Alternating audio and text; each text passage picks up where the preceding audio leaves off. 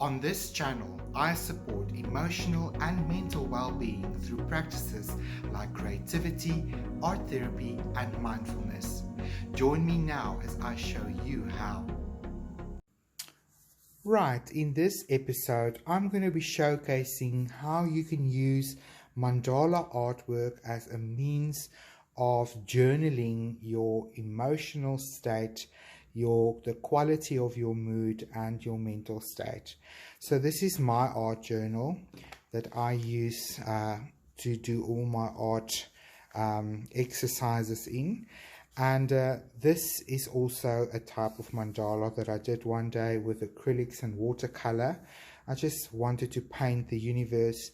What I really did here was I really loved the dissertata, and I'm a child of the universe, and I wrote that beautiful poem down on the right hand side for me because I just love the words, and it is really a beautiful moral compass for our modern life. I think every day as we go forward, it just, becomes more and more meaningful. So if you like the dissertata, please just Google it and look at the beautiful words for yourself. So this was just an example of how I did one of those exercises. So just paging ahead, what we're going to do is I'm just going to show you how to use mandala work as a means of journaling.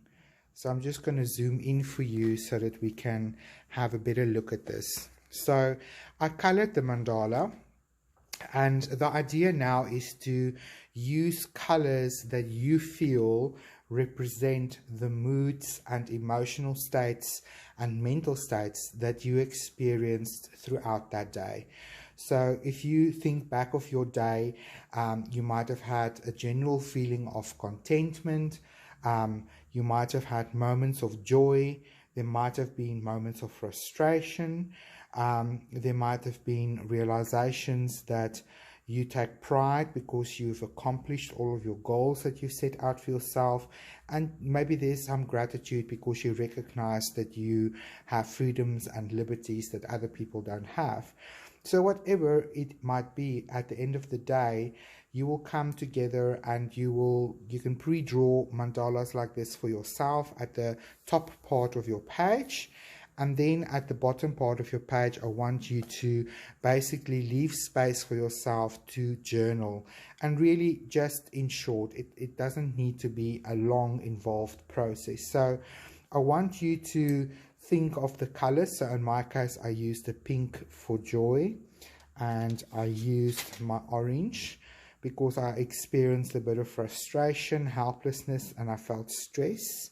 So that just is a color representation, and it is a very personal color representation. It is not got anything to do with the official color psychology that you will find online. I've used violet or purple here for being, filled with pride, being proud of myself for accomplishing my goals and intentions for the day. And I used a light blue to represent my overall feeling of contentment that I experienced.